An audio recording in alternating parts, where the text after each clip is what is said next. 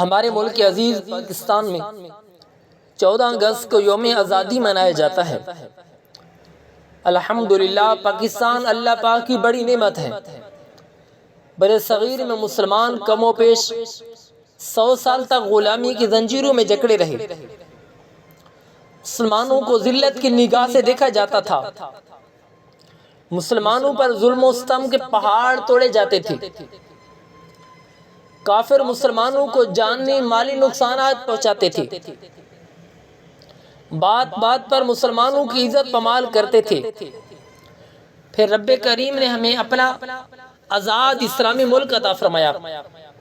اس پر اللہ پاک کا جتنا شکر ادا کیا جائے کم ہے، مگر ساتھ ہی ساتھ یہ بھی یاد رکھنا چاہیے کہ پاکستان ہمیں تحفے میں نہیں ملا، یہ کم و بیش 100 سالہ محنتوں کا نتیجہ ہے۔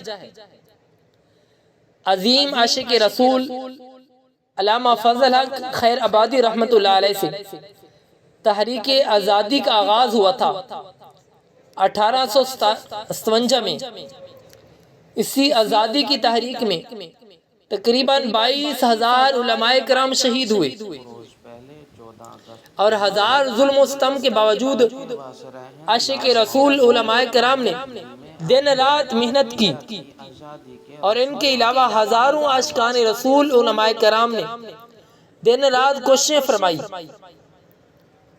امت کو بیدار کیا، بیانات کیے، کتابیں لکھی، گھر گھر جا کر مسلمانوں کو جذبہ دیا۔ ان محنتوں کے نتیجے میں برصغیر کے کونے کونے سے نعرہ لگنے لگا، پاکستان کا مطلب کیا؟ لا الہ الا اللہ۔ کون ہمارے رہنما؟ محمد الرسول اللہ۔ آخر عاشقان رسول علماء کرام اور عوام کی مشترکہ کوششیں رنگ لائی۔